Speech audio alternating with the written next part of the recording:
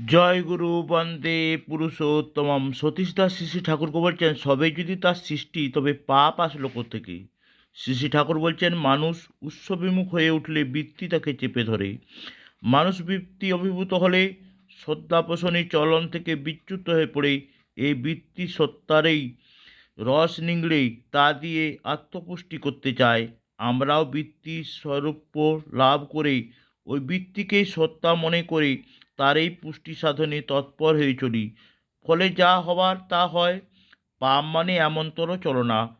ফলকথা, ঈশ্বর সৃষ্টি করলেও মানুষের ইচ্ছার উপর তার কোনো হাত নেই। তিনি নিজে যেমন সরাট স্বাধীন, প্রত্যেকে তেমনি সরাট স্বাধীন করে দিয়েছেন। কাউকে কম করে দেননি কিছু। প্রত্যেকে তার মতো করে ভরে উজাড় করেই দিয়েছেন। এখন সেই স্বেচ্ছায় তৎপ্রদত্ত সম্পদ যে কোনো দিকেই নিয়োজিত করতে পারে। এই নিয়ে সে তন্মুখী চলনও চলতে পারে, আবার তাকে অস্বীকার করে তার দিকে পিছন ফিরিয়ে খেয়াল ও ভোগান্যতায় পিছনে ছুটে চলতে পারে। দুনিয়ার দিকে চাইতে এটা আমার স্পষ্ট বোধ করতে পারি।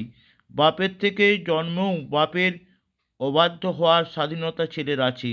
এই স্বাধীনতা থাকলেও এ স্বাধীনতার সুযোগ গ্রহণ না করে সে পিতাকে মান্য করে চলে। উদ্দীপনা নিয়ে সেই উন্নতি লাভ করে। মানব জাতির উন্নতি বা শান্তির বেলাও এই কথা। যত তারা উৎসমুখী হবে, ততই তারা কল্যাণের অধিকারী হবে। অনেকে বলে, ঈশ্বর পরিপন্থী চলনে চলার স্বাধীনতা ঈশ্বর মানুষকে দিলেন কেন?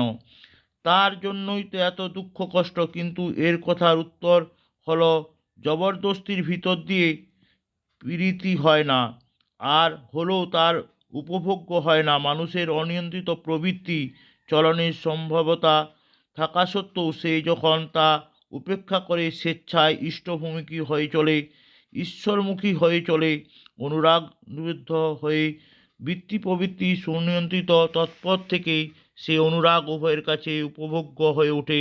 লীলারসের আস্বাদন সম্ভব হয় এমনতর স্থলেই।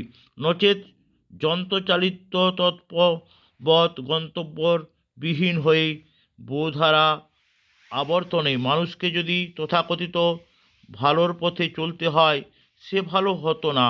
কারণ কেন্দ্রানুগ অনুরাগে ভালো মন্দের দ্বন্দ্ব সংঘাতের মাঝখানে আত্মনিয়ন্ত্রণের ভিতর দিয়ে মানুষের বোধের যে বিকাশ হয়, বিন্যাস ক্ষমতা যেমন বেড়ে যায়, তা বাড়তে পারত না। মানুষের বিবর্তনও হতো না, উপভোগও থাকতো না।